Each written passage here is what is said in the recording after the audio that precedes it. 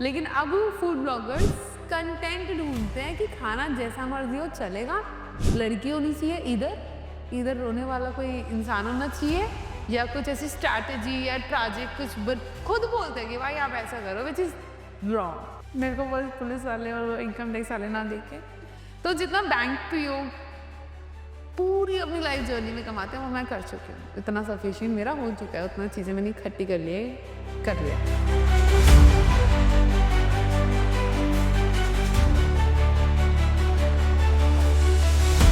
Hello and welcome to the Crazy Tales Uncut podcast. In this new episode here, we are sitting with India's leading influential influencer here, and she is none other than Priyanka Sharma from Sadegadi. She is India's most influential food influencer, and she has spent quite a number of years sharing food stories with the people of India. Let's welcome Priyanka Sharma today at the Uncut Crazy Tales podcast. Welcome, Priyanka. Thank you Amrita, thank you so much. To start with this podcast, हम जानना चाहेंगे how did you come to this field और कैसे प्रियंका शर्मा की journey start होती है? कैसे journey start हुई थी? मुझे लगता है कि खाना इज समथिंग जिसके लिए मैं एफर्टलेसली काम कर सकती हूँ, राइट? तो जब हम लोगों ने ये व्लॉगिंग की जर्नी स्टार्ट की थी, एंड ऋषभ जो मेरे पार्टनर है, he is my husband now, तो हम लोग दोस्त थे उस टाइम पे, एंड ही सजेस्टेड मी कि यार ऐसा करते ना कि पार्ट टाइम इनकम भी हो जाएगी, और कॉलेज में थे और कॉलेज वाले बच्चों को तो पता ही होगा कि पार्ट टाइम इनकम अगर आना तो मतलब बल्ले बल्ले हो जाना। तो मुझे लगा कि चलो ठीक है, लेट्स डू इट, कि यूट्यूब पे वीडियोस बनाते हैं, we will do something crazy, and उसके साथ साथ पैसे भी आ जाएंगे और कुछ एक्सप्लोर करने के लिए मिल जाएगा। और मैं ऐसी इंसान थी जो कैमरा से बहुत ज्यादा डरती थी। मतलब मैं बोल नहीं सकती थी, अगर टीचर ने मुझे खड़ा कर दिया 40 बच्चों के बीच में तो मैं कांप जाती थी, मैं बोल ही नहीं पाती थी। तो दैट वाज अ टाइम जब मुझे लगा कि यार फियर भी थोड़ा कम हो जाएगा, डर भी निकल जाएगा, और कौन ही देख रहा है, क्या हो गया, थोड़ा बहुत हो जाएगा। मुझे नहीं पता था इतना बड़ा प्लेटफॉर्म साडी यहाँ तक पहुंच जाएगी। बट देन फिर वो चीज़ को हम लोगों ने ऐसे स्टार्ट किया, वीडियोस बनाना, तो इस तरीके से। और आपने फूड नीश को ही क्यों चुना? हम लोगों ने जब स्टार्ट किया था ना, तो हमें नहीं पता था कि हम फूड व्लॉगिंग करने वाले हैं। हम लोगों ने बहुत सारी चीजें की, हमने अपनी स्कूटी उठाई और हम लोगों ने लोगों को दिल्ली दिखाना शुरू करा। तो दो दोस्त दिल्ली दिखा रहे हैं, उनके नजरिए से हमने चोर बाजार दिखाया, हमने दिल्ली की बहुत अलग अलग मार्केट्स दिखाई, और साथ साथ हमें भी बड़ी क्यूरियोसिटी होती थी, मतलब मुझे भी नहीं पता था दिल्ली के बारे में, तो हम खुद भी जान रहे थे और लोगों को भी बता रहे थे। एंड देन मैंने एक न्यूज़पेपर में आर्टिकल पढ़ा था कि यहाँ पर मिलता है बिगेस्ट पराठा। मैंने कहा ऋषु, ये कुछ ऐसा है जो हम लोगों को दिखा सकते हैं, मजा आएगा। तो हम लोग स्पेशली गाड़ी उठा के मूर्थल गए थे, वी शॉट दैट वीडियो, हम लोगों ने उसको खाया, लोगों को दिखाया, लोगों को बताया, और लोगों को इतना पसंद आया, वो वीडियो भी हिट हुई, वो जगह भी हिट हुई।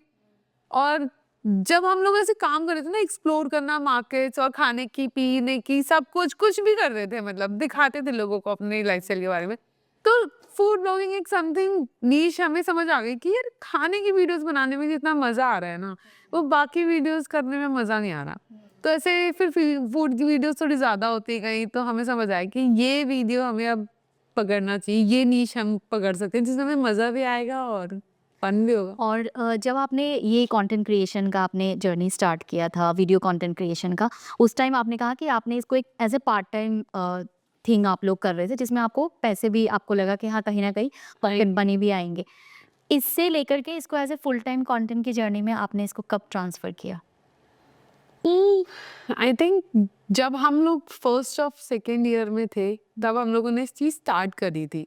इट वाज द ईयर, मतलब हम लोग, it was the year I think 2017 16 में हम लोगों ने स्टार्ट की थी, ये 16 एंड में, और हम लोगों ने 17 में इसको, नहीं 16 फेब में हम लोगों ने इसको स्टार्ट किया था, और 17 में धीरे धीरे। तो हम लोगों ने जब हम लोग कॉलेज हमारा हो चुका था, अब सबके होता है ना कॉलेज हो गया भाई, अब क्या, व्हाट नेक्स्ट, तो जो हमें जॉब ऑफर से मिल रहा था अमाउंट, उससे ज़्यादा तो हम यूट्यूब की इनकम से कमाना शुरू कर दिया था। और वो है ना एक पैसे की, मतलब हर इंसान में होती है, किसी में होनी भी चाहिए, मुझे ऐसा लगता है। तो मुझे लगता है कि वो जो पैसे का स्वाद था ना, मुझे यूट्यूब ने चखा दिया था कि अगर मैं इसको आगे लेके और मेहनत करूँगी तो हम बहुत आगे जा सकते हैं। एंड जॉब करूँगी तो शायद उतना नहीं हम लोग स्टैंड कर पाएँगे, वो इंडिपेंडेंट वाली फील नहीं आएगी जो अपना काम करने में इंसान 24 घंटे अगर अपना काम होता है ना, इंसान थकता नहीं है। 24 घंटे अपना काम कर सकता है, सोते हुए भी इसके दिमाग में चल रहा होगा।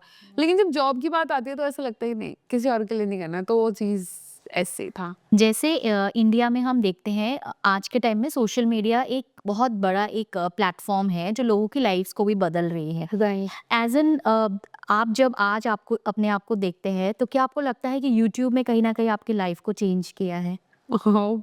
यस, मेरी लाइफ बदल दी है यूट्यूब ने ना, मतलब जब मैंने क्यों स्टार्ट किया था, बिकॉज़ हम लोग उस वक़्त फाइनेंशियल क्राइसिस से गुज़र रहे थे। तो मैं अपने पेरेंट्स से नहीं माँग सकती थी कि मुझे, मतलब जो बेसिक था वो तो पेरेंट्स कर रहे थे, बट होता है ना लड़कियों को बहुत सारी चीज़ें चाहिए होती है, उनको कपड़े चाहिए, कॉलेज जाना है, बहुत सारी चीज़ें हैं और फाइनेंशियल क्राइसिस ऐसे हो गई थी कि पेरेंट्स बहुत मेहनत कर रहे हैं और हम वो बच्चे हैं कि हम अब उन्हें परेशान नहीं कर सकते, उन्हें और प्रेशर देके।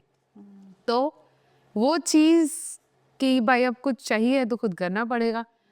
ये जो चीज़ें अभी लोग सोशल मीडिया पे दिखती है इससे बहुत ज़्यादा अलग है। मतलब प्रियंका शर्मा के बारे में बहुत जो मुझे पहले से जानते हैं सिर्फ वो ही जानते हैं। अभी तक मैंने किसी को कुछ ज़्यादा बताया नहीं है कि क्या सिचुएशन थी। ये घर भी हमने बाद में लिया, ये घर भी यूट्यूब और फेसबुक सोशल मीडिया की वज़ह से we earn that money and ऐसे। तो उससे पहले हम लोग बहुत फाइनेंशियल क्राइसिस से गुज़र रहे थे एंड देन उसके बाद क्या हुआ था, फिर यूट्यूब ने जब वो आना इनकम शुरू हुआ तो मैंने अपनी फैमिली को भी सपोर्ट करना शुरू किया, फिर भाई की पढ़ाई और ये सारी चीज़ें और फिर ऋषभ भी साथ था, तो हम लोगों ने ऐसे मिलके हुँ। और जैसे हम देखते हैं सोशल मीडिया ने लोगों की कहीं न कहीं करियर्स को चेंज किया है आज के टाइम में।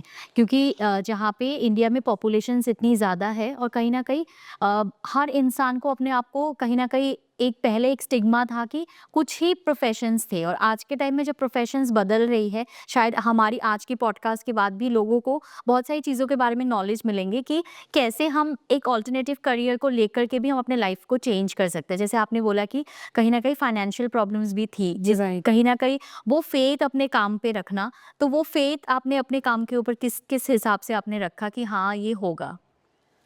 यार धीरे-धीरे जब आप, मुझे लगता है कि आप किसी when you are working hard for something, तो कहते हैं ना कर्म का फल मिलेगा, तो मैं इस चीज़ में बहुत ज़्यादा मानती हूँ कि अगर आप मेहनत कर रहे हो और सही दिल से कर रहे हो, लोग जब हमने स्टार्ट किया था 2016, 10 साल पुरानी बात है ये, समझ रहे हैं आप?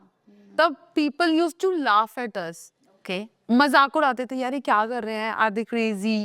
Nobody supported us, even though relatives, friends में भी बहुत चुनिंदा लोग हैं जो कहते थे तू बढ़िया कर रही है। बाकी सब मज़ाक उड़ाते थे। एंड नाउ वो लोग जब मेरे सामने आते हैं वो मुझे नज़र भी नहीं मिला पाते। मैं कहती हूँ क्या हो गया? कहते नहीं, जब you were struggling we have laughed at you और अब तू इतना अच्छा कर रही है, इतना सब कुछ, इतना मतलब तूने इतनी रिस्पेक्ट अर्न कर ली है, इतनी जगह जा रही है, इंडियन गवर्नमेंट देखो रिकॉग्नाइज़ कर रही है। हमें शर्म आती है कि हमने उस टाइम पे जो किया वो गलत किया, तो वो चीज़ें देख के लगता है कि यार ठीक है, मैंने अपनी मेहनत से किया एंड हार्ड वर्क अगर आप किसी चीज़ में देते हो ना सही दिल से और आपको लगता है कि हाँ ठीक है रिजल्ट्स आ रहे हैं, तो उस चीज़ पे धीरे-धीरे आगे बढ़ना चाहिए। एकदम से नहीं मिलता कुछ और जो एकदम से मिलता है ना वो एकदम से गायब हो जाता है। Slow and steady always win the race, this is the key mantra and सबको ये चीज़ समझनी चाहिए। You should go like this, ऐसे तो फिर ऐसे हो जाएगा। क्योंकि fame I think you can get overnight but success you need time for success. Yes. And since you are an young influencer और हमने सोशल मीडिया में देखा कि there are influencers who are coming for some days and फिर लोग vanish भी हो जाते हैं। कहीं ना कहीं जो यंग एंटरप्रेन्योर्स है या फिर यंग इन्फ्लुएंसर्स है जो इस फील्ड में आना चाहते हैं, मैं थोड़ा आपकी डे वन से आपकी ग्रोथ के बारे में जानना चाहूँगी। कितने वीडियोस अगर हम यूट्यूब में स्टार्ट करते, क्योंकि कहीं ना कहीं एल्गोरिदम्स भी बदल रही है पिछले 9 सालों में जो आपकी जर्नी है। So how do you guide the young youth जो इस फील्ड में आना चाहते हैं? सो किस तरीके के स्ट्रेटजीज़ को वो फॉलो करके चले? स्ट्रैटेजीज तो अभी तक हम ही खुद नहीं समझ पाए हैं एल्गोरिदम, क्योंकि अब क्या हो रहा है ना, जब व्हेन वी स्टार्टेड 4-5 साल 6 साल तक तो स्मूथ था कि लॉन्ग फॉर्मेट वीडियोस चल रही है, हमें बताने का तरीका भी एक्सप्लेन करने में आप बड़ा पर डे मजा कितने आता था। वीडियोस डालते थे जब आपने इनिशियली स्टार्ट किया था? हम हफ्ते में 2 या 3 डालते थे, ओके। लेकिन अब तो एक भी डालो तो भी कम है। समझ रहे हो आप? क्योंकि कंटेंट क्रिएशन इतना ज़्यादा मतलब ऐसा लगता है फ्लड आ चुका है, सुनामी आ चुकी है सोशल मीडिया की। इतनी सारी वीडियोज़ और लोगों के दिमाग में मतलब मुझे ऐसा लगता है कि 48 आवर्स तक आप रह सकते हो। उससे ज़्यादा अगर आप टाइम लोगे तो भूल जाओगे। मतलब ये ना मुझे लगता है कि वीडियो बनाने से ज़्यादा इम्पोर्टेंट है लोगों के दिल में बैठना, जिससे कि वो आपको कनेक्ट कर पाएँ। लोगों से कनेक्ट करना बहुत ज़्यादा ज़रूरी है और मुझे लगता है जो लोग मुझे देख रहे हैं वो मेरे शायद खाने की वज़ह से देख रहे होंगे ऑफ कोर्स, बट कहीं न कहीं वो मुझसे कनेक्ट करते हैं और उन्हें पता है कि प्रियंका जो भी बोल रही है या कुछ-कुछ कर रही है ना वो मतलब वो रियल है ऐसा। तो बी रियलिस्टिक, क्योंकि कब तक फेक कर लोगे ना, कितने साल तक कर लोगे। सबसे पहले रियल रहो and make that connection with your audience, जो दिल से रिश्ता होता है ना वो मुझे लगता है कि वो मैंने बनाया है। और अगर हम एल्गोरिदम्स की बात करें तो आपको कैसा लगता है कि यूट्यूब इस आपको कैसे हेल्प किया है यूट्यूब ने इन टर्म्स ऑफ व्यूज़, और क्या आप खुद प्रमोट करते थे या फिर आप वीडियोज़ को, आपको ऐसा लगता है कि यूट्यूब भी आपको हेल्प करता है प्रमोशंस में? मैंने आज तक एक भी वीडियो बूस्ट नहीं करी है। मैंने एक भी वीडियो पे पैसे डाल के नहीं, मैंने यूट्यूब से हमेशा पैसे लिए दिए नहीं है कभी। एंड मुझे ऐसा लगता है कि maybe see I am not a professional in this, क्योंकि बहुत सारे एक्सपर्ट्स बैठे हैं एसईओज वगैरह, बट जितना एक्सपीरियंस रहा है अम, मुझे ऐसा लगता है, आई एम नॉट श्योर, कि अगर मैं बूस्ट करूँगी अपनी वीडियोस तो 2 दिन चलेंगी, 4 दिन चलेंगी एंड यूट्यूब को समझ आ जाएगा that I have the money to spend. तो अगर मेरी रियल वीडियोस पे व्यूज आ रहे हैं ना, अगर मेरी वीडियोस पे लोग देख रहे हैं, अगर 1000 भी मान लो व्यूज आ रहे हैं, तो वो ऑर्गेनिक है। अगली बार वो उन्हें लगे, और टाइम रिटेंशन रेट, कितनी देर तक आपकी वीडियो देखी जा रही है, तो अगर ज्यादा देर तक देखी जा रही है तो लोगों को, यूट्यूब को समझ आ जाएगा कि वीडियो में दम है, वो खुद प्रमोट करेगा। इस तरीके से होता है। अगर आप अगर आपको लगता है कि भाई आपके कंटेंट में बहुत जान है और वो नहीं चल पा रहा, तब आप बूस्ट करके देख सकते हो। बट मैं किसी को सजेस्ट नहीं करूंगी कि आप अपनी वीडियो को बूस्ट करके, क्योंकि एट द एंड तो हम लोगों को we want to earn money, right? तो हम लोग पैसे लेना चाहेंगे ना, देना क्यों चाहेंगे? तो कंटेंट ऐसा बनाओ जो दिल को छुए एंड जो ज्यादा टाइम तक लोग देखे। एंड या तो अभी हम लोगों ने बीच में जर्नी हमारी फेसबुक यूट्यूब से रोक के फेसबुक पे ला दी थी। अभी हम दोबारा we are starting back on YouTube. Okay. हाँ, आपके लिए कौन सा बेटर प्लेटफॉर्म है, यूट्यूब या फेसबुक? ये दोनों ही अपने अपने टाइम के मतलब किंग है। मुझे ऐसा लगता है कि जब वो पीक टाइम होता है ना, मैं हमेशा वो प्लेटफॉर्म पकड़ती हूँ जो पीक पे होने वाला होता है। लाइक जब मैंने स्टार्ट किया था यूट्यूब पे, तब वहाँ पे ज़्यादा भीड़ नहीं थी। ठीक है, हम लोगों ने बहुत अच्छा किया। Then I start uploading videos on Facebook also. उस वक्त फेसबुक पे वीडियोस अपलोड नहीं होती थी। अभी मेरे दिमाग में सेकंड थर्ड प्लान्स भी हैं जो मैं बताऊंगी नहीं अभी। ठीक है, आपको पता चल जाएगा। और आपने जो पहला थ्रेशोल्ड है, फर्स्ट 1 लाख सब्सक्राइबर्स आपके यूट्यूब में कितने टाइम लिमिट में हुआ था? यार एग्जैक्टली मुझे याद नहीं है, ये तो मुझे ऋषु से पूछना पड़ेगा। आई थिंक 1 मंथ या 2 मंथ्स में हमारे हो गए थे। ओके। उम्मीद भी नहीं थी, बताए, मतलब हम लोगों ने सोचा भी नहीं था 1 लाख बहुत बड़ी बात होती है, 1 लाख लोगों के सामने आ जाए तो। लेकिन वो धीरे धीरे वो ये ना लोगों को पसंद आने लग गई हमारी जोड़ी, हमारा काम। तो और जब आप दोनों लोगों ने उस चीज़ को शुरुआत करी थी, कौन-कौन से इश्यूज़ थे जो आपने फेस किया? ये कंटेंट जर्नी दिखने में जितना वाइब्रेंट लगता है, उसके पीछे कितना हार्ड वर्क होता है? कितने आवर्स आप देते हैं? यार मुझे ना अभी भी वो सीन याद है। हम लोगों ने शायद, वो हमारी 4th या 5th वीडियो थी। गाड़ी नहीं थी उस वक़्त, हम लोग बच्चे थे कॉलेज के, भाई घर वाले भी नहीं देते हैं गाड़ी इतनी आसानी से। हम लोग ने स्कूटी उठाई, हमें गुड़गाँव में शूट करना था, हमें पता था कि ये वीडियो अच्छी जाएगी। तो हमने स्कूटी से हम लोग गुड़गाँव गए, और दिल्ली की गर्मी आप लोगों को पता है, 10 मिनट भी आप अगर बाहर रहोगे तो यू विल बी डेड। इतनी गर्मी पड़ती है, और हम लोग गाड़ी उठा के यहाँ से नॉर्थ दिल्ली से गुड़गाँव स्कूटी पे गए थे। और वहाँ पहुँच के हम लोगों को ऐसी हालत हो गई थी कि यार अब तो मैं कुछ बोल ही नहीं सकती। मतलब मैं इतनी थक गई थी ट्रैवल करके कि हम लोग जूस पी के वापस आ गए, क्योंकि हमसे काम ही नहीं हुआ, हम इतना थक गए थे। तो वो टाइम, वो ट्रैवल, वो लर्निंग्स बहुत सीखी कि भाई कैसे करना है। और बहुत सारे यार, बहुत शुरू-शुरू में ऐसा भी हुआ है बहुत बार कि मैं वीडियो के पीछे रो रही हूँ, मेरी ऐसे आर्ग्यूमेंट हो गए। मैं बहुत इमोशनल इंसान हूँ। मैं वीडियो में मतलब बहुत कोशिश करती हूँ कि मैं अपने इमोशंस को सँभाल के रखूँ। मैं बहुत जो लोग जानते हैं मुझे पहले से, उन्हें पता है मैं बहुत ऐसे कहते हैं रोंदू बच्चा, बहुत सेंसिटिव। कोई मुझे डांट दे, मेरे सामने कोई लड़ ले, किसी एनिमल को चोट लगी है, कोई बूढ़ी आंटी है, मैं उन्हें देख के रोने लग जाती थी। अभी भी रो जाती हूँ, बट अभी थोड़ा कंट्रोल कर लिया है। तो कैमरा के पीछे रोना धोना और कैमरा के सामने आके हैप्पी, क्योंकि यार पीपल लाइक मी ऐसे हंसते हुए सबको देखना चाहते हैं, हंसते हुए ही अच्छा लगता है, एनर्जी ये सब। तो ऐसे भी बहुत सारे हुए हैं कि कैमरे के पीछे कभी ये थके हुए हैं, बहुत हालत खराब है, बहुत लड़ाइयाँ भी हो रही है, बहुत सारी चीजें, लेकिन आपको ऑन कैमरा जैसे आपकी पर्सनालिटी आपको वैसे दिखाना।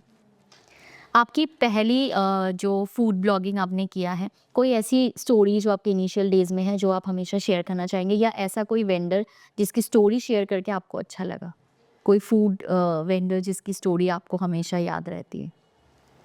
यार एक कपल थे, साउथ दिल्ली में थे या फिर समथिंग सीपी के आसपास, मुझे एग्जैक्ट लोकेशन नहीं पता। वो साउथ इंडियन डोसा बेचते थे, आंटी और अंकल दोनों थे।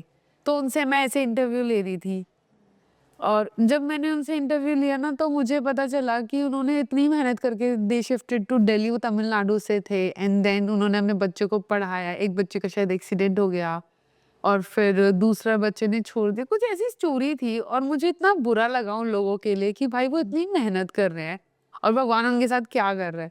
तो वो मेरे लिए बहुत सेंसिटिव, और कैमरा बंद होते ही जो मैं रोई ऋषभ को हक करके, यार क्यों ऐसा होता है लोगों के साथ। तो वो चीज़ एक बहुत सेंसिटिव स्टोरी थी। बहुत सारे ऐसे वेंडर्स हैं जिनके साथ मतलब बहुत वायरल वेंडर्स हैं, बहुत वायरल वेंडर्स हैं, जिन्होंने हमें अप्रोच किया कि यार दिस इज समथिंग जो हम स्ट्रगल कर रहे हैं, प्लीज हेल्प अस। तो हम लोग उनके पास गए, we tested the food, and वो उसके बाद जब हमने उनका वीडियो करा, वो बहुत वायरल हुआ। बहुत सारे ऐसे लोग हैं, मैं नाम नहीं लूंगी, ठीक है।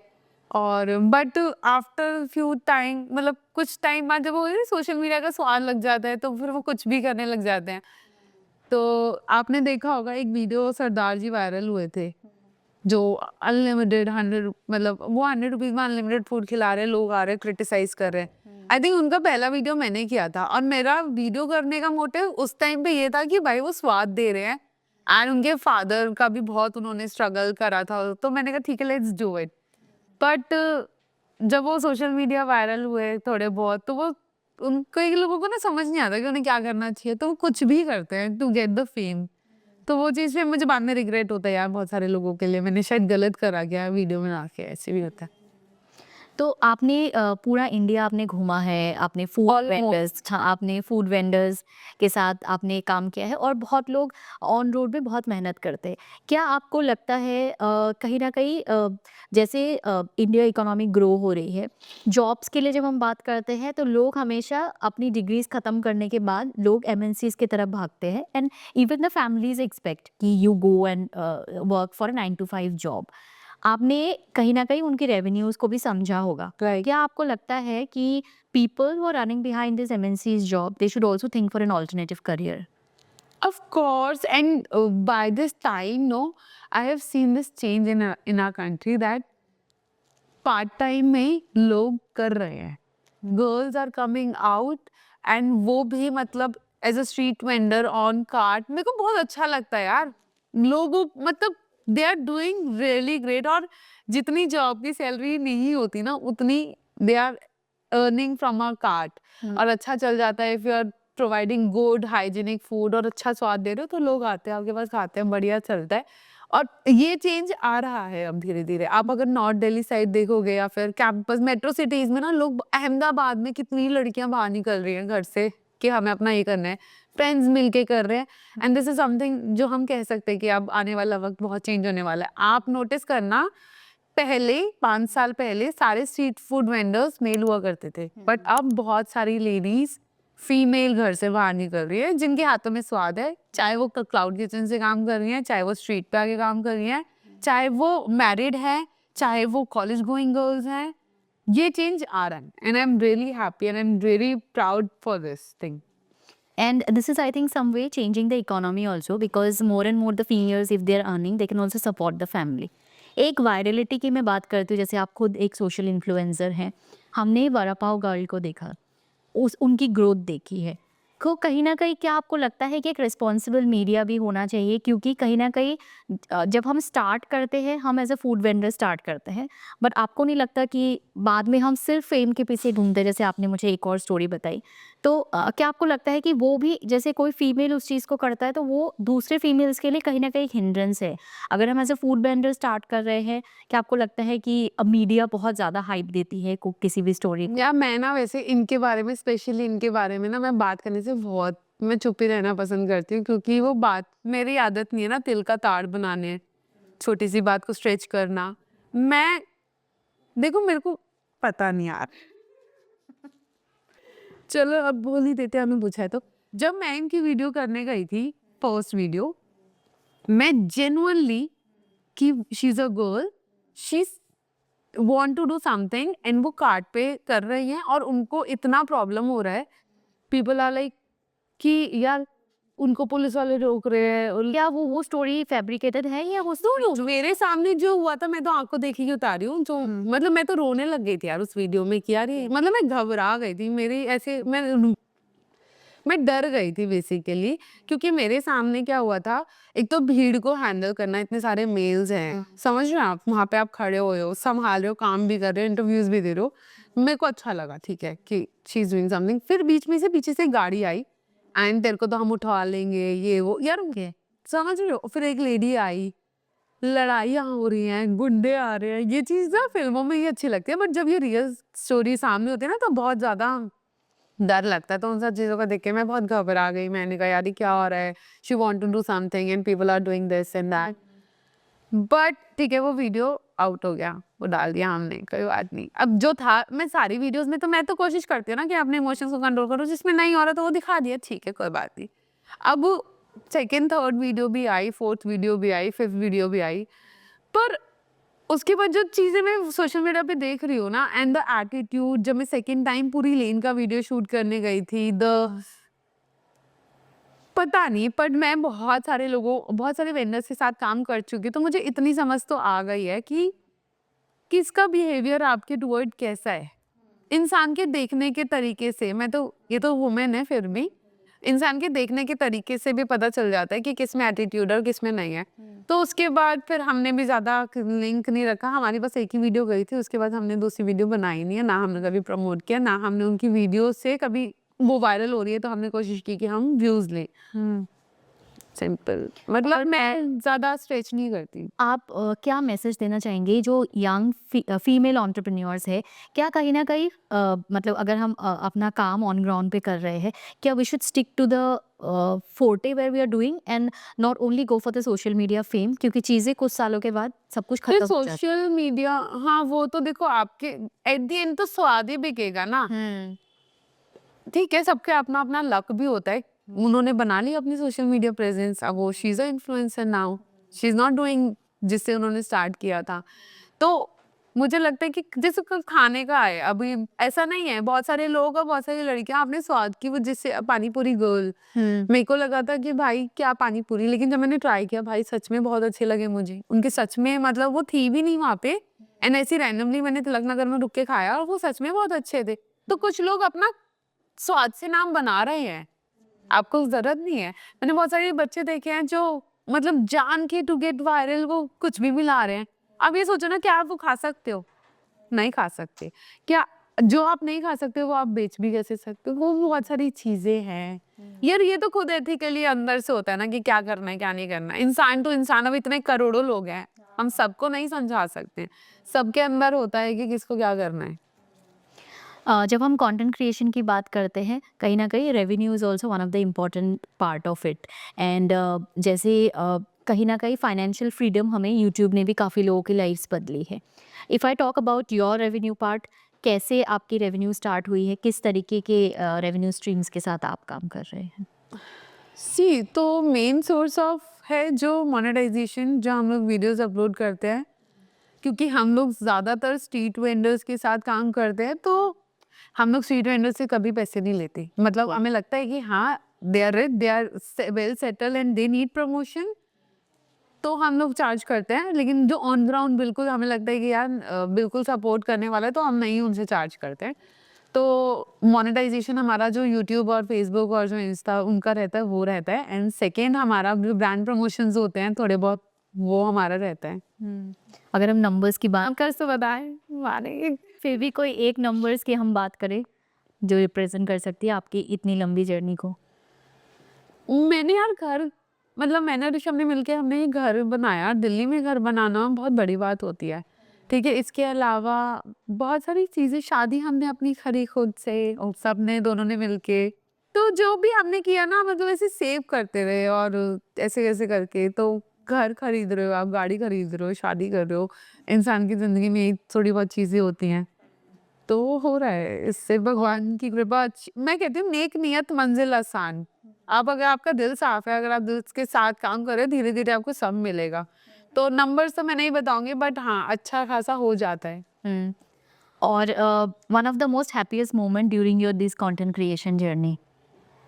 जब मेरे सब्सक्राइबर्स आके मुझसे मिलते हैं तो दैट्स द बेस्ट पार्ट। बहुत अच्छा लगता है, और स्पेशली जब आपके पेरेंट्स आपके साथ होते हैं तो वो थोड़ा एक प्राउड फील होता है। और जब रिलेटिव्स होते हैं तब तो और भी ज्यादा होता है। यही लोग थे जो किट करते थे, सब चुप। आपके अकॉर्डिंग सक्सेस मंत्रा क्या है? बी काइंड और साफ दिल से काम करना is a very important thing. And how क्योंकि एट द एंड भगवान तो देख ही रहे ना। ये सारी चीजें ना बहुत टेम्परेरी हैं। मुझे लगता है जब आप अच्छे दिल से और मेहनत कर रहे हो ना, ऑन राइट डायरेक्शन, ज्यादा पैसे के पीछे भागोगे तो वो भी भागेगा। किसी भी चीज के पीछे ज्यादा भागोगे ना तो वो दूर ही जाएगा। प्यार भी अगर ज्यादा प्यार करोगे वो भी दूर जाएगा। तो रिलैक्स, एंजॉय करो जो मिल रहा है उसके लिए ग्रेटफुल रहो, जर्नी को एंजॉय कर। जर्नी को एंजॉय करो यार। एंड आपने इंडिया में काफ़ी सारे फूड जॉइंट्स को देखा है। अकॉर्डिंग टू यू अगर हम आपको 5 बेस्ट फूड्स पूछे तो वो कौन से 5 बेस्ट फूड्स रहेंगे? यार इसके लिए तो मुझे टाइम चाहिए होगा। फूड जॉइंट्स, देखो मुझे यार ये तो बहुत टफ क्वेश्चन पूछा। बहुत अलग है मेरे को ना ऐसे पूरे। आपने तो पूरा इंडिया लेवल पूछ लिया। यार मतलब आपके लिए बेस्ट 5 जगह अगर मेरे है। को अच्छा जगह, हाँ, जगह बता सकती हूँ, स्टेट्स में बता सकती हूँ। ठीक है, अमृतसर। अमृतसर में सबसे ज़्यादा आपको क्या पसंद? मुझे कुलचे बहुत पसंद है वहाँ पे, पहलवान जी के स्पेशली। ओके। मतलब मेरी उनसे आर्ग्यूमेंट हो गई थी, पता है, ड्यूरिंग वीडियो शूट। वो बहुत रूडली बिहेव कर रहे थे। मैं मानती हूँ कोई बात नहीं, स्वाद तो दे रहे हैं, झेल लेंगे नखरा। स्वाद तो दे रहे हैं ना, कोई बात। अगर स्वाद ना हो और फिर भी एटीट्यूड, और फिर भी एक दिन हम उनके कस्टमर है। ब्लॉगर मत समझो, कस्टमर समझो। लेकिन उनका स्वाद बहुत बढ़िया था। मैंने अपनी वीडियो में भी बोला एटीट्यूड है बट स्वाद एक नंबर। और आज भी मैं इस चीज को बोलती हूँ, स्वाद तो सच में एक नंबर है उनका। ओके। दूसरी चीज, सूरत का खाना मुझे लोगों को नहीं पसंद, दिल्ली वालों को तो बिल्कुल भी पसंद है, थोड़ा मीठा होता है। लेकिन मुझे आई लव सूरत का गुजराती फूड, मुझे बहुत पसंद है। कौन सा खाना? यार वहाँ पे ना बड़ी अच्छी हेल्दी चीजें, जैसे लोचो है वहाँ का, एक दाल का आइटम होता है, आपने नहीं खाया होगा ना। I love locho. और वहाँ पे जो एक अरबी के पत्तों में, उसको मैं भूल गई क्या कहते हैं। बहुत सारी चीजें हैं यार, मतलब गुजरात का भी बहुत अलग अलग स्नैक है। मंजे आप जाओगे तो मुझसे लिस्ट ले जाना। वो उनका स्नैक इतना पूरा टेबल भर के होता है। ओके, काठियावाड़ी खाना स्पेशली मुझे बहुत पसंद है, बैंगन का भरता वहाँ का। और दिल्ली का भी अच्छा है। दिल्ली का सबसे बेस्ट फूड क्या है आपके अकॉर्डिंग? दिल्ली का बेस्ट फूड यार, मुझे ना पूरी इंडिया में ना गोलगप्पे दिल्ली के ही अच्छे लगते हैं, पता नहीं क्यों। आई डोंट नो, आपको कहाँ के अच्छे लगते हैं, बंगाल के या नहीं, मुझे भी दिल्ली के चटपटी चटाकेदार। और दिल्ली की गोलगप्पे बहुत बढ़िया है। दिल्ली के छोले भटूरे बेस्ट। मतलब आप कहीं कौन सा बेस्ट जगह है दिल्ली में छोले भटूरे खाने के लिए? छोले मुझे स्पेशली सीताराम दीवानचंद जी के पसंद है। भटूरे नागपाल के अच्छे। ओके। और Radhe Shyam is also good. बहुत सारे हैं दिल्ली में। मुंबई के आपके कौन से खाना आपको पसंद है? नहीं, मुंबई में ना गई नहीं हूँ टू बी ऑनेस्ट। एक मतलब बस एक बार गई थी दिल्ली टू मुंबई, सिर्फ गाड़ी में फोटो खींची जुहू बीच के पास और आगे निकल गए। टाइम नहीं मिला था, रात का वक्त था, हमें जाना था गोवा, तो हम थोड़ी देर के लिए रुके थे। वैसे मुंबई का मुझे लगता है वड़ा पाव। और जैसे कि फूड की अगर हम बात करें तो एक हमेशा बात होती है रिगार्डिंग। इंदौर का पोहा भी बहुत अच्छा है। ओके। इंदौर का पोहा बेस्ट है। आगे नेक्स्ट। और जैसे हमारे हमेशा एक डिबेट होता है वेजिटेरियन नॉन वेजिटेरियन फूड के ऊपर, आपको क्या लगता है विच इज़ द बेस्ट? मैं वेजिटेरियन हूँ यार, मैं वेजिटेरियन हूँ और मेरा हस्बैंड नॉन वेजिटेरियन है, तो ये तो कभी सॉल्व नहीं हो सकता। बट अब बहुत सारे ऐसे प्लांट बेस्ड सोया में इतने एक्सपेरिमेंट हो चुके हैं कि अब लोग कहते हैं कि यार ये तो बिल्कुल नॉनवेज लग रहा है। अगर नॉनवेज लग रहा है तो आप वेजिटेरियन शिफ्ट हो जाओ ना। स्वाद तो मिल रहा है ना। आप भी बहुत फेमस। दिल्ली का सोया चाप भी बहुत फेमस है, तो मेरे लिए तो मैं वेजिटेरियंस को ही सपोर्ट करूँगी। Okay, and non vegetarian food में अगर आपसे पूछा जाए, आप तो नॉन वेजिटेरियन है ही नहीं, अगर ऋषभ जी के बारे में पूछा जाए तो सबसे बेस्ट फूड जॉइंट्स कौन से हैं नॉन वेजिटेरियन दिल्ली में?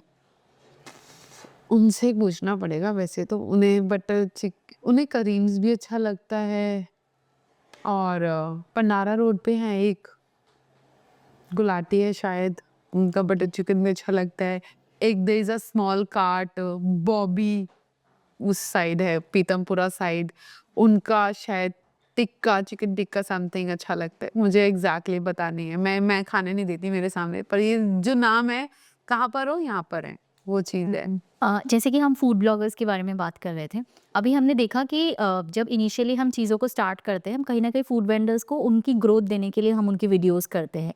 लेकिन आज के टाइम में जो ट्रेंड चल रहा है, वो ये है कि कहीं न कहीं फीमेल की एक हाइप क्रिएट करने के लिए या फिर मीडिया में कहीं न कहीं अपने चैनल्स की व्यूज़ बढ़ाने के लिए लोग फूड से शिफ्ट होकर के ज़्यादा से ज़्यादा मतलब कहीं न कहीं फीमेल्स को दिखाने की कोशिश हो रही है। तो क्या आपको लगता है कि कहीं एक नेगेटिव इम्पैक्ट है इसका?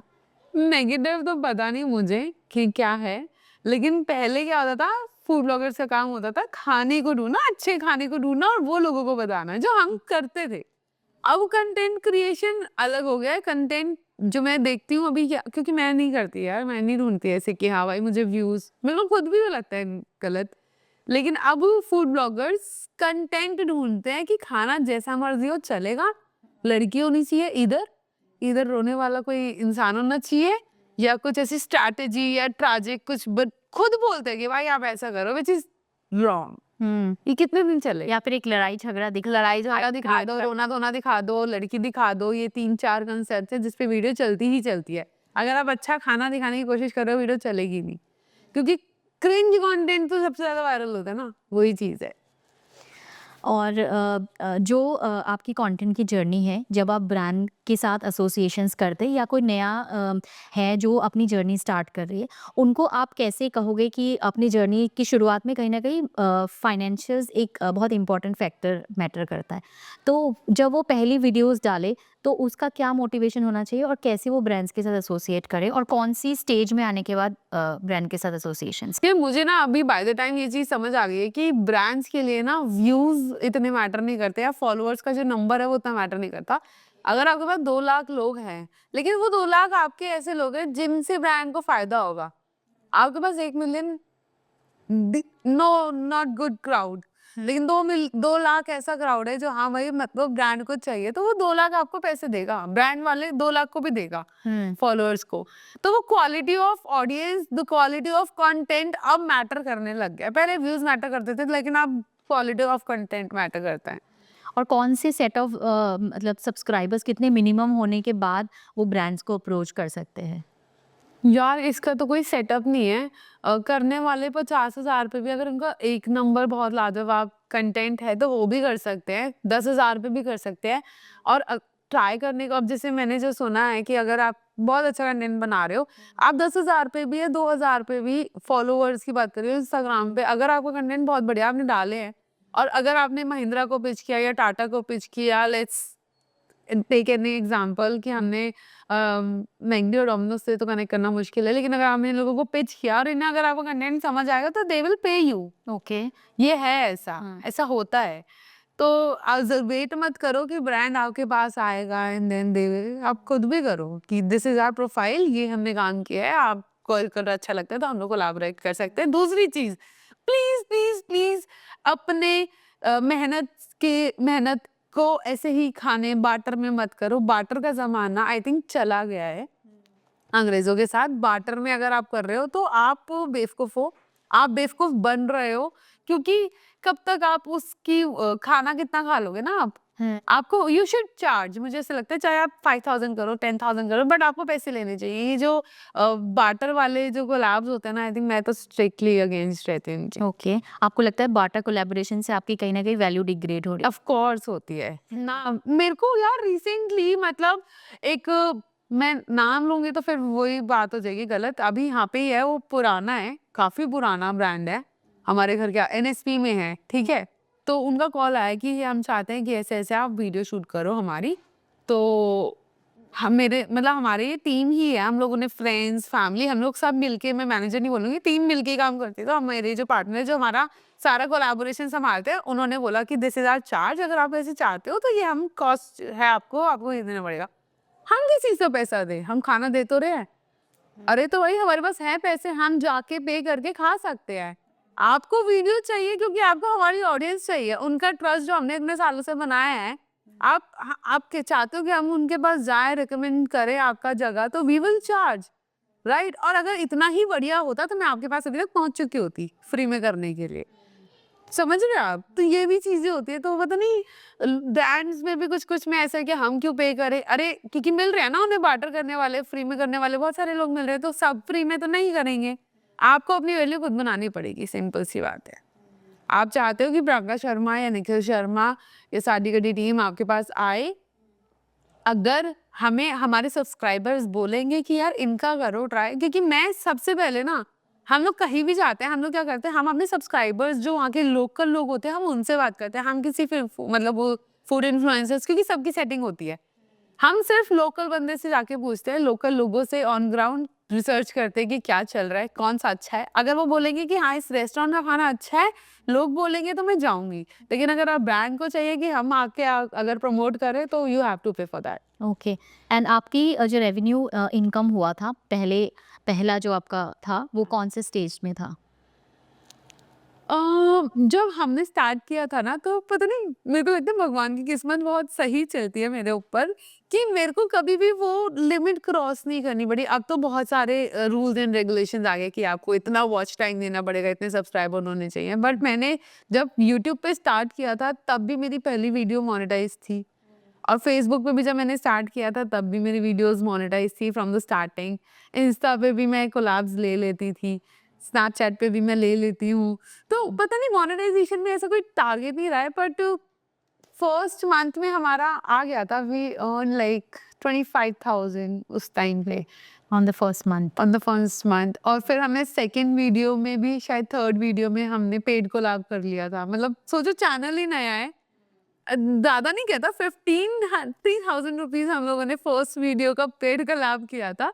हमारे सब्सक्राइबर भी शायद 1000 ही थे उस वक्त। तो हमने ऐसे बोला कि देखो हम ऐसे ऐसे वीडियोस करेंगे and we will charge this. उस टाइम में हम भी एक्सपेरिमेंट करते थे, कॉलेज के बच्चे थे, ज्यादा लोगों को पता भी नहीं था, लोग भी ट्रस्ट कम करते थे। बट मैंने कहा यार फ्री में तो नहीं करेंगे, निशु फायदा तो इनको पक्का होने वाला है। तो फिर ऐसे ऐसे करके 3000 आप मतलब 25 तो चलो वो मोनेटाइजेशन वाला था, बट फर्स्ट वीडियो वाज 3000 अभी। ओके, एंड अभी यूट्यूब एंड फेसबुक दोनों के रूल्स काफ़ी चेंज हुए हैं।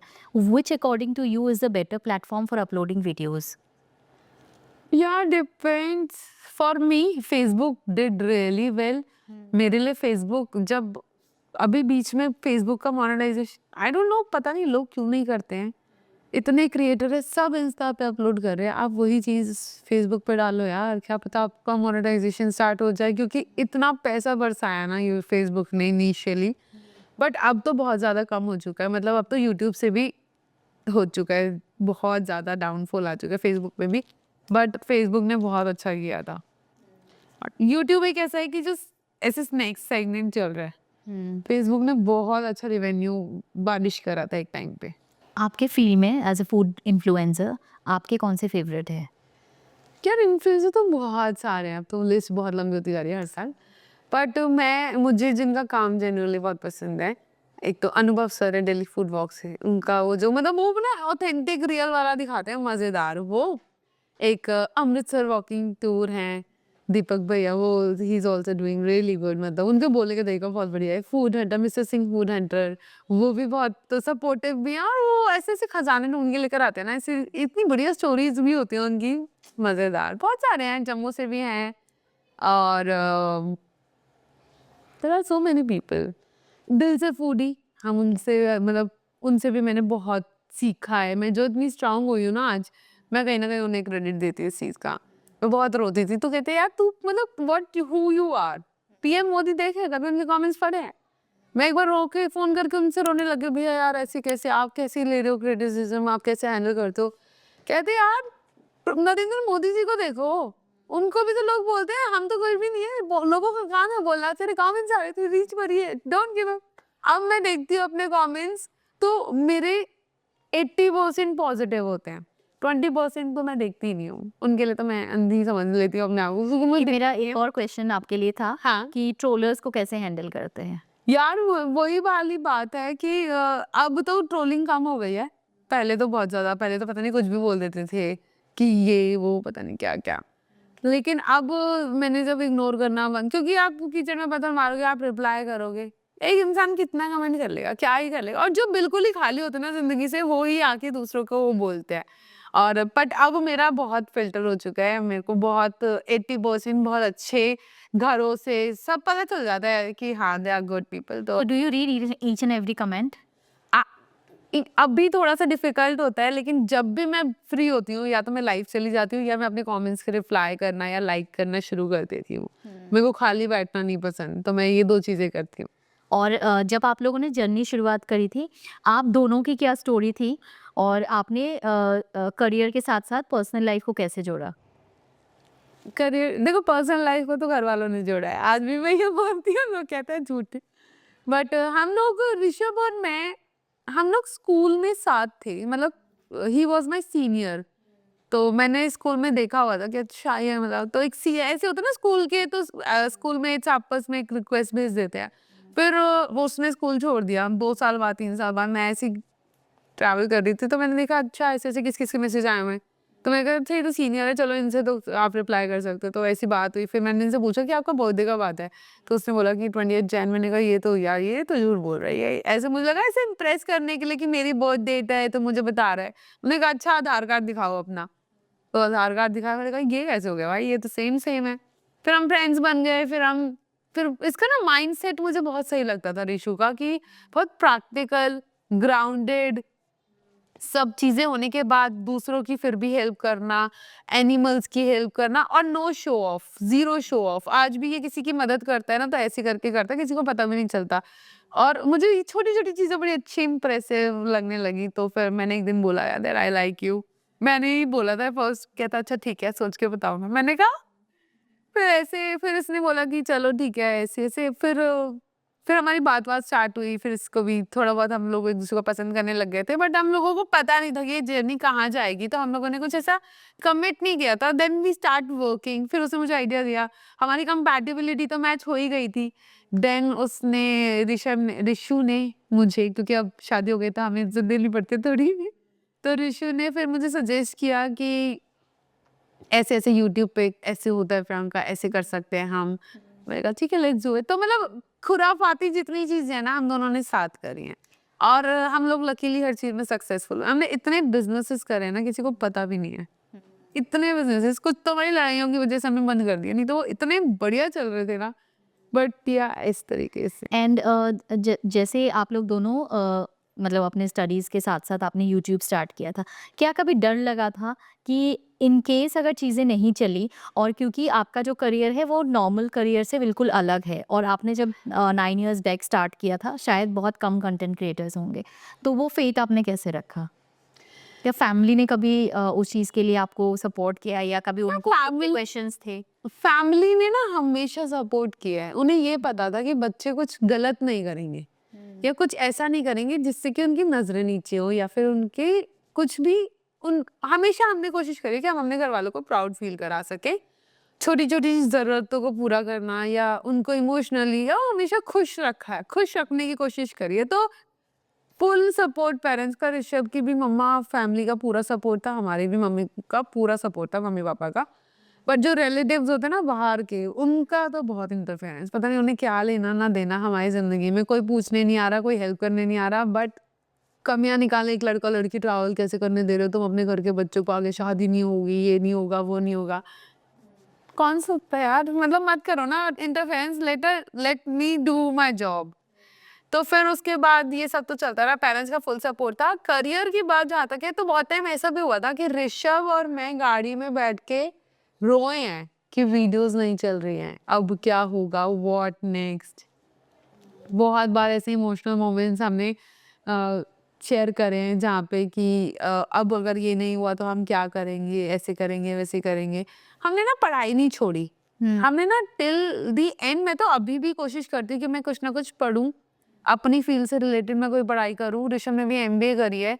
फॉर द बैकअप प्लान, हमने बैकअप प्लान हमेशा बना के रखा है कि यार अगर इन केस कुछ नहीं हुआ तो फिर हमें कुछ तो करना ही है ना। तो पढ़ाई तो देखो हमने पूरी करी है दोनों ने। मैंने अपनी पोस्ट ग्रेजुएशन करी, फिर टीवी एंकरिंग, न्यूज़ रीडिंग में मैंने डिप्लोमा कोर्स किया, क्योंकि मैं जॉब इस चीज़ की कर रही हूँ तो मुझे लगता है कि मेरे को थोड़ा सीखना चाहिए। और हाँ। अभी आगे मैं सोच रही हूँ कि और culinary आर्ट्स में कुछ प्रोफेशनल कोर्स करूँ या फिर कोई डिग्री लूँ, तो मतलब ऑथेंटिसिटी और बढ़ेगी और सीखने के लिए मिलेगा। तो पढ़ाई तो कभी नहीं छोड़नी चाहिए, करते रहो।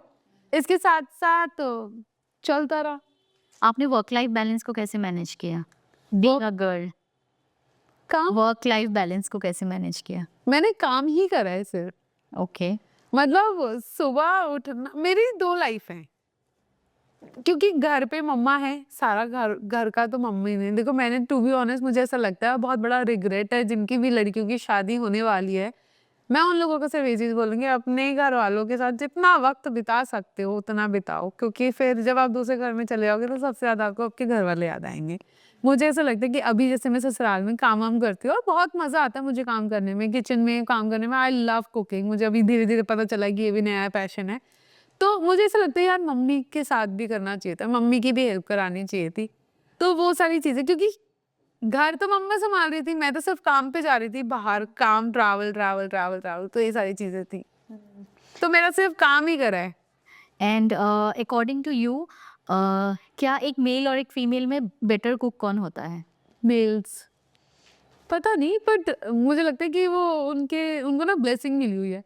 निखिल भी बनाएगा तो बढ़िया खाना बनाएगा। पापा मेरे बहुत बढ़िया खाना बनाते हैं। ऋषु चॉपिंग इतनी बेस्ट करता है किचन में।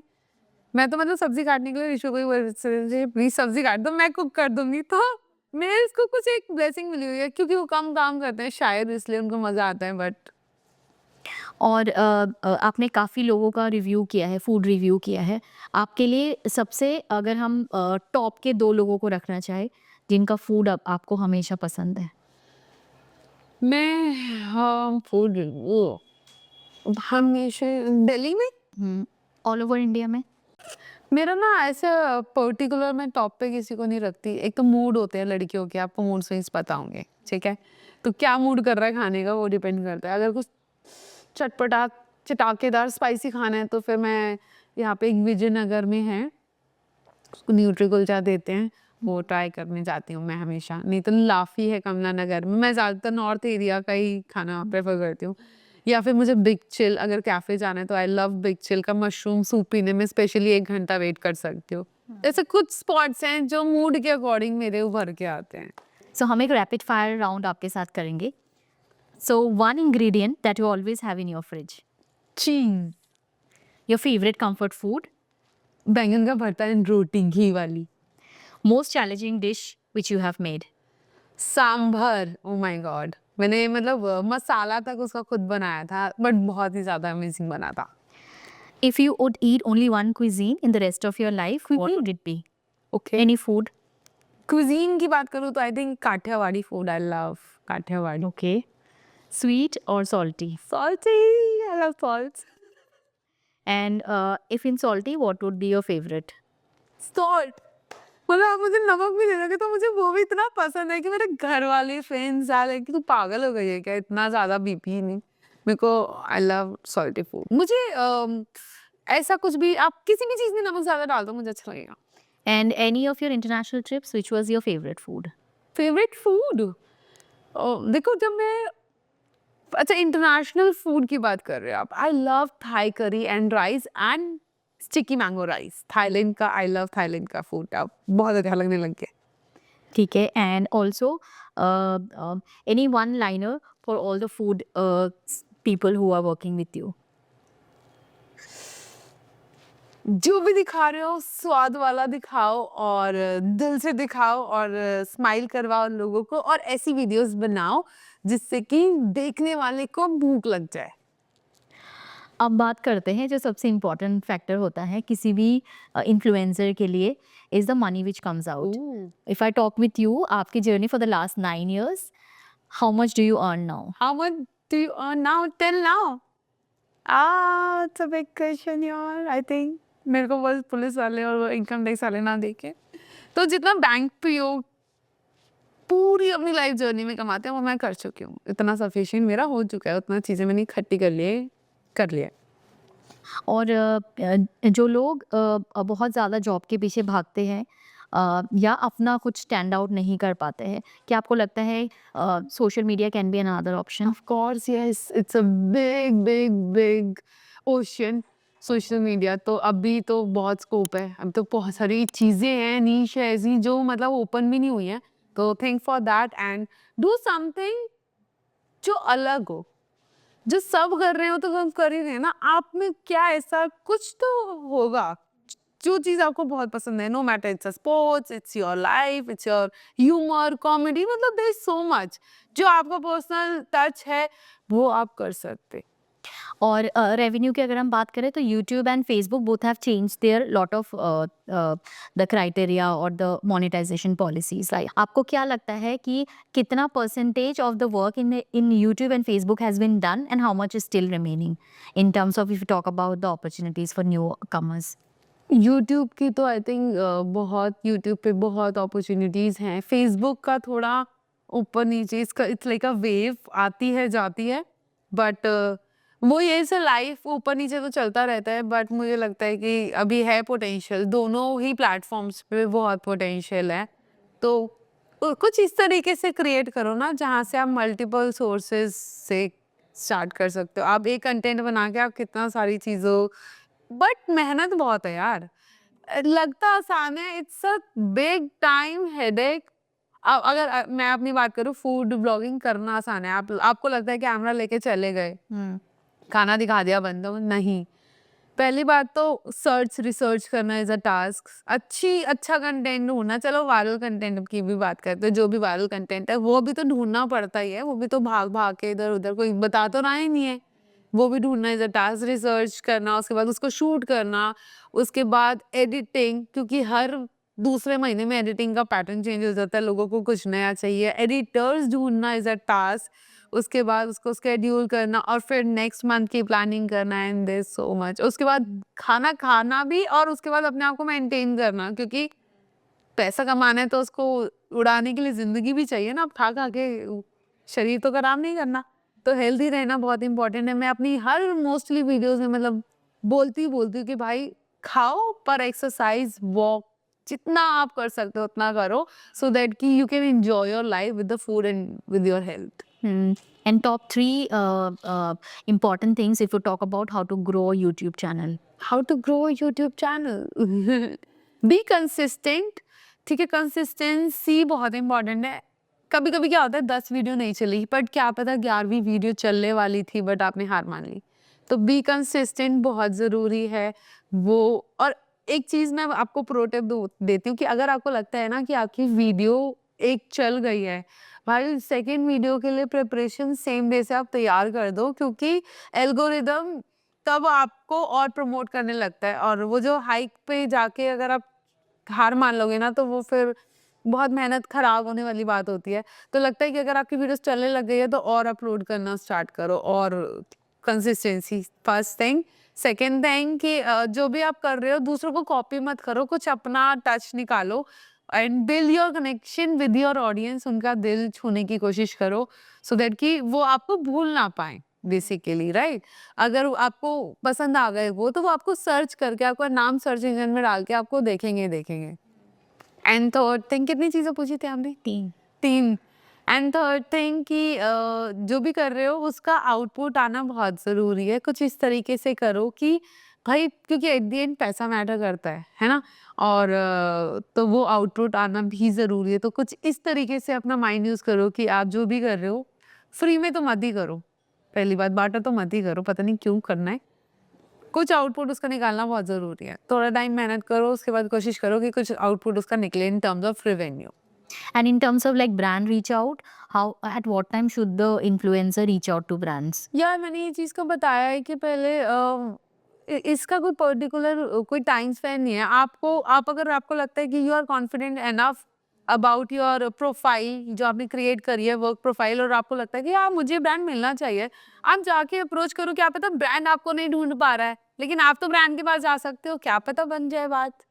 तो ऐसी बातें होती है। अभी एक चीज़ आपको छोटी सी बताती हूँ कि हम लोग अभी मेरे फ्रेंड्स और ये सब, एक there is a kid Jayashree करके, ठीक है, तो उसको कोई बीमारी है एंड उसके लिए 7-8 करोड़ रुपए का जो मेडिसिन है वो चाहिए था, ठीक है। अभी 7-8 करोड़ भाई कोई भी माँ बाप हार मान लेगा, जो मिडिल क्लास होगा ना वो हार मान लेगा, बट उसके बाद हार नहीं मानी एंड वो इधर से उधर लोग भी हेल्प कर रहे हैं, सब कर रहे हैं एंड दे हैव लकीली, अभी रिसेंटली मुझे कल पता चला एंड मेरे को अभी भी बताते हुए गूज़बम्स आ रहे हैं कि उन्हें 5 करोड़ की डोनेशन मिली है, टाटा ने उन्हें दी है and it's a big thing, क्योंकि अगर वो मेहनत ही नहीं करते, वो पहुंचते ही नहीं उनके पास, तो वो नहीं होता ना। तो अगर उन्हें 5 करोड़ की डोनेशन मिली है, इट्स अ बिग थिंग। अब सिर्फ हमें कुछ 70 लाख रुपीस रह गए हैं वो जोड़ने, तो मैं इस वीडियो के थ्रू अगर आप लोग उनकी हेल्प कर सको तो वो भी करिएगा। मैं तो चाहती हूँ ज़्यादा से ज़्यादा हो, तो जल्दी से वो बच्चा भी ठीक हो जाए। तो ये चीज़ है कि अगर आप एफर्ट्स में डालोगे तो फिर वो रिजल्ट कैसे मिलेगा। तो हम भी अपने ऑडियंस को यही कहेंगे कि अगर आप जयश्री को हेल्प करना चाहेंगे तो आप ज़रूर हेल्प कीजिए। And it was a wonderful podcast with you Priyanka. It was lovely to share your journey with our audience and we look forward to have you in more of our podcast shows later on.